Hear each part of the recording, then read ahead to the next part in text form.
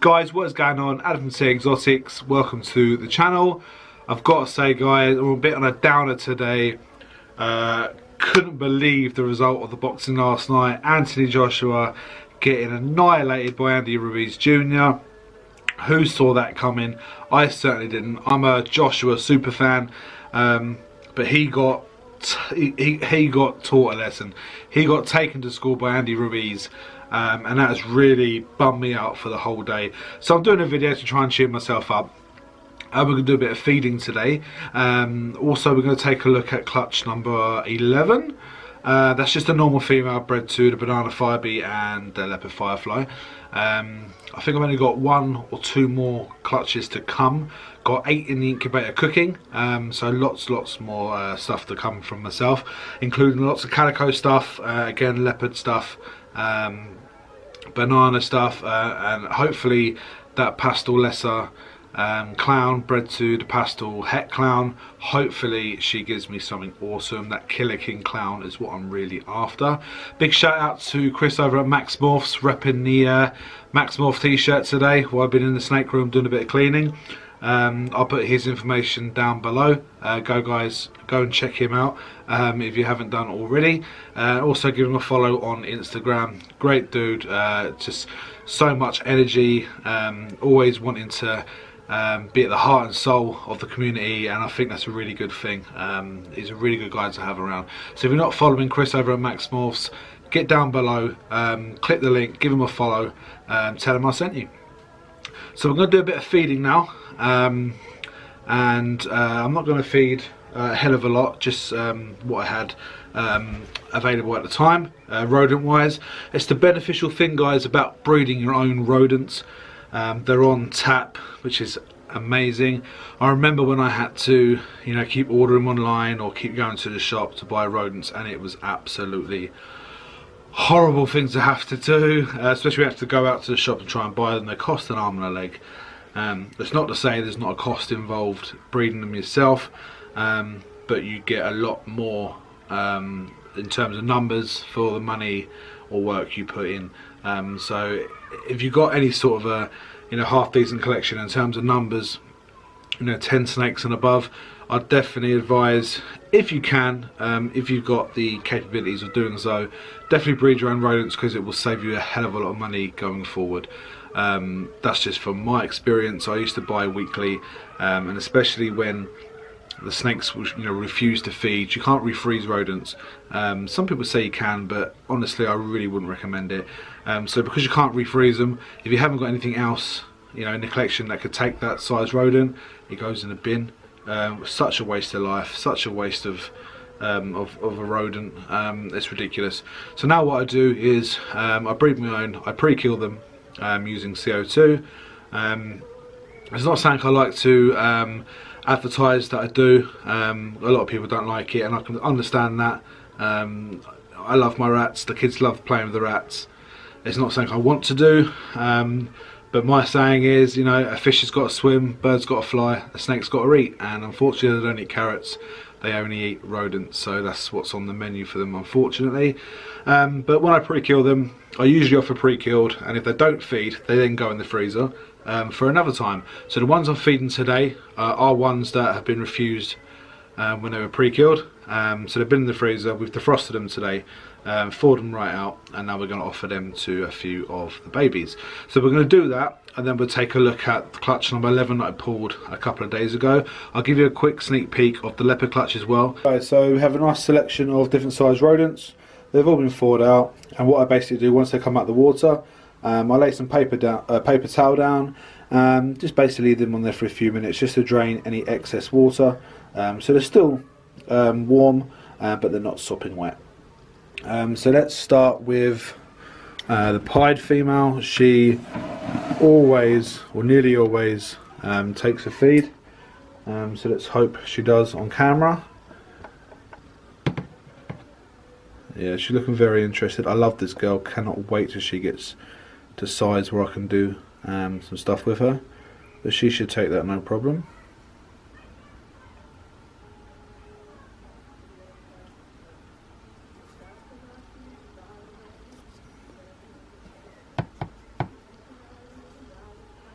Sometimes I do need a few seconds longer. I'd say these are normally fed on pre-killed. Maybe they can tell the difference. So she's backing away now. Tongue's still really flicking, but she's not really showing much signs of actually wanting to eat. This is a sterling calico. Again, a snake that normally does feed, and I think she will. Yay. Our first strike. She's an absolutely gorgeous animal. Once again, she was produced by my good friend Eddie over at Sunbury Serpents, who I'm actually, next weekend, going to go to his facility and do a collab video with him. Been trying to get that in the diary for absolute ages, but busy schedules have meant that, it's meant that we've not been able to nail a date down. Let's try the pastel lesser clown.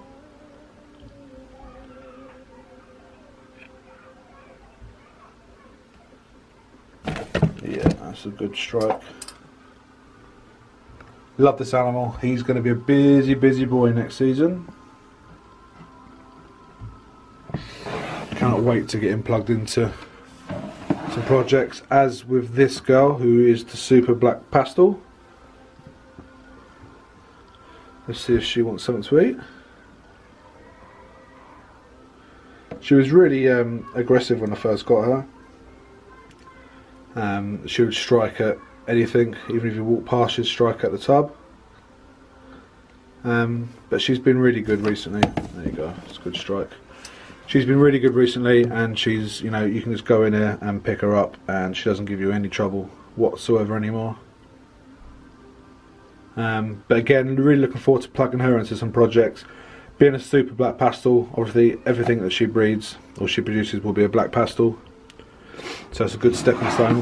That's why it's such a good idea to have supers in your collection. And this buttsucker female is coming right out to say hello, which is a good sign because it means she's hungry. Like so. But now we've got to try and get her back in her tub.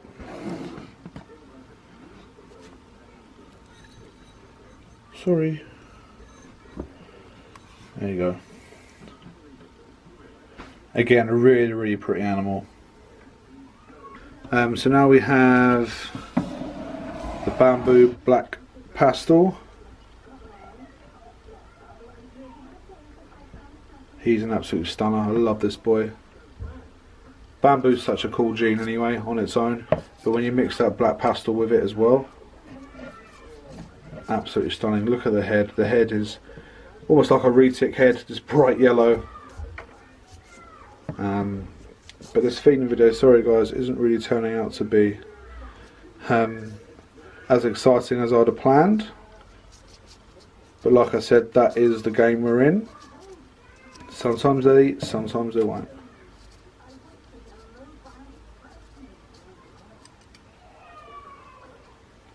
Again, another one that's not really interested, but that's okay. We'll try the leopard firefly, who normally eats for me, but he has been breeding. Yeah, he should eat. I was just about to say he's been in the breeding program, so he might not eat as regularly, but yeah, that's a good sign. And of course, that's the dad of the leopard clutch you're about to see. Absolutely love this boy. Last one in this rack is the pastel Enchi lesser boy, who is available. So if anyone's interested in him, please do let me know.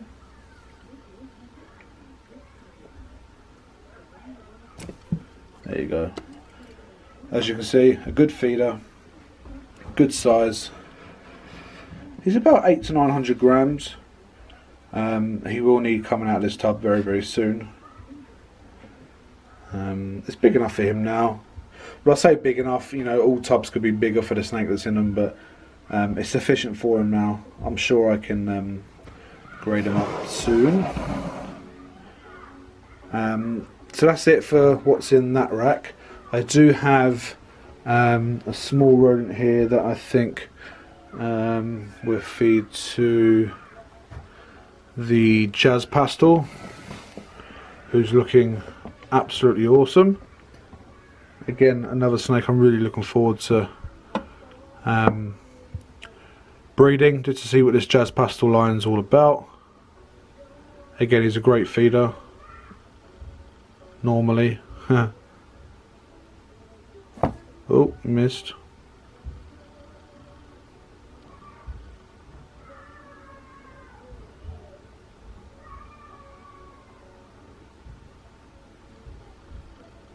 You want it? There we go. Oh, what a strike! What a strike! If you want to know more about the Jazz Pastel line, go check out Gavin from Balls to You. Again, I'll chuck his link down below, but I'm sure you guys already follow the man. He's an absolute legend in the game. But he is the one that's working more with this line. He's released a couple of males to a few people, me being one of them. But he can explain the gene a lot better than I could. So go check out Gavin at Balls to You. Absolutely stunning boy. Okay, so let's feed the Retic, who usually comes jumping out of here. There he is in the corner. He's a Retic, he never refuses a meal.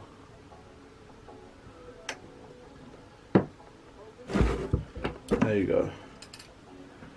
I love watching this boy eat. He's incredible.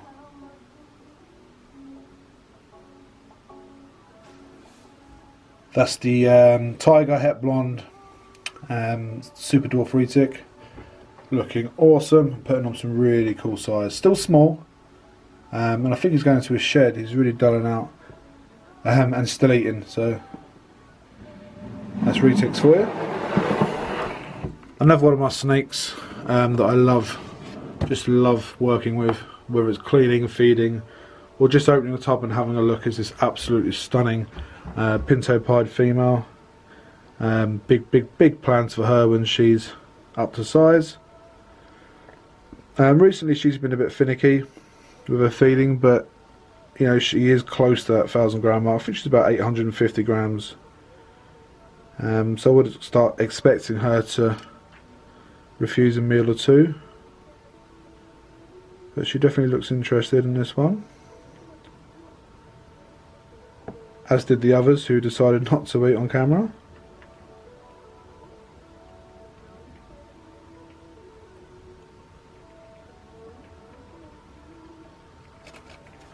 I always like to just give them a tickle around the body, just so they think it's a live rodent. Sometimes works, sometimes it doesn't.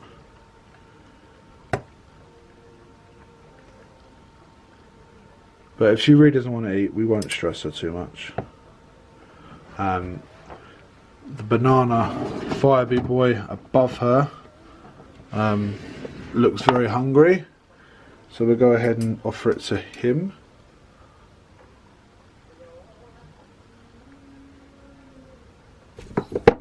There you go. Absolutely love this boy. He was a present from my wife, and he was tiny when we first got him, but absolutely gorgeous. And a big pastel butter female. Again, gave me a nice clutch. She was actually clutch number 1.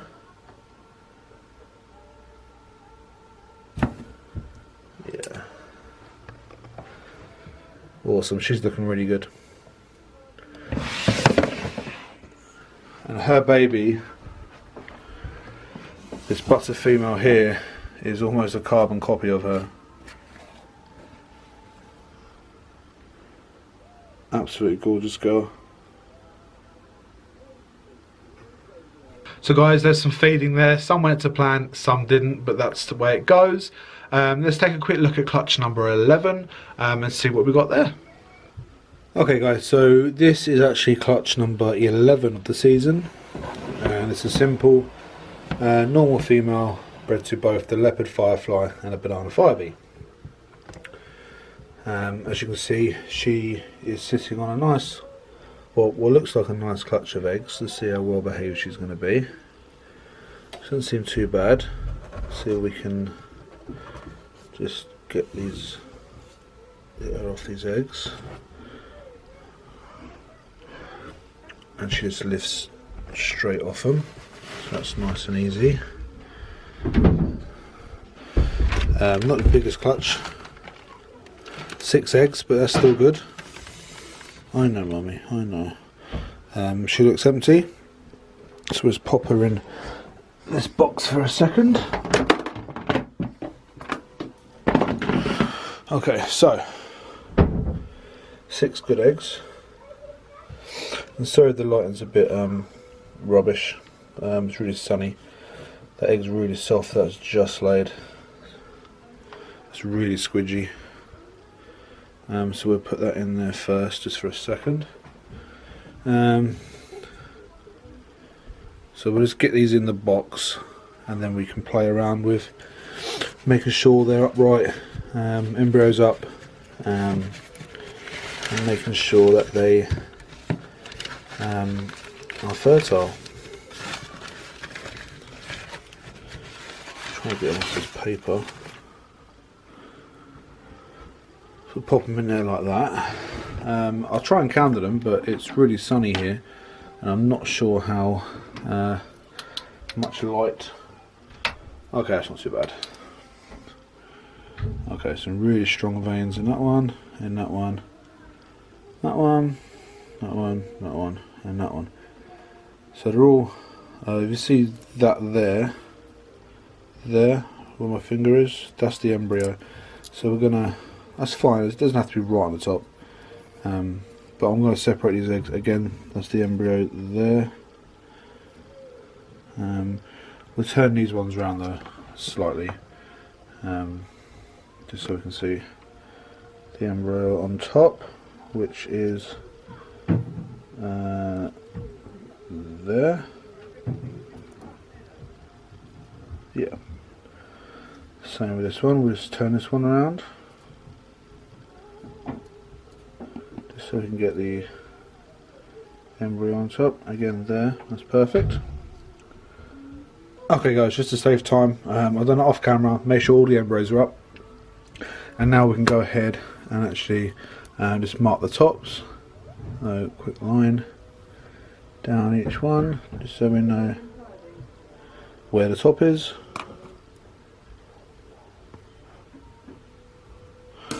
Awesome, so 6 lovely eggs. 1, 2, 3, 4, 5, 6. Perfect. They're going to go in the incubator. I've already pre-done the clutch card. So we know it's a normal, bred to a leopard firefly and a banana fire bee. Laid today, the 31st of May, due on the 25th of July. And I just stick this little sticker on the front of the tub. So when we just look at the incubator from the outside, we don't have to get the actual tub out and interfere when we don't need to. We can see it at a glance, which is really, really helpful. And there we go guys, so that's just a nice visual indicator without actually opening the incubator when they're actually due. So there we go, so they go into the incubator, and that's clutch number 11. So guys, quick peek at that leopard clutch. Nice big pile there. Only 2 of them have actually shed, and it's not the ones I wanted to shed first, just because I was really excited to see them. But we'll have a look at what has shed. The fire, it's a male. Really, really pretty looking snake. Really nice head stamp. Just a typical fire. Some really nice blushings, especially by the tail there. Some really nice markings. And the typical fire head stamp. Really nice animal. Pleased with that one. That is a male. He obviously will be available once he's had sufficient feeds. And the other one to shed out was a leopard male. He's making good use of his toilet roll hide. So we can get him out. There we go. Okay guys. So this is just a straight leopard, and remember that striping that we saw in all the leopards from the clutch. Just a really cool tail. See if we can get to stretch out a bit here. Looks like it wants to bite me. Come here. There we go. Look at that cool tail. But yeah, straight leopard. It's a male. Again, I just love these. The blacks are so black. Nice little head stamp as well, if the camera will focus. Just a really nice straight leopard. Really happy with that one.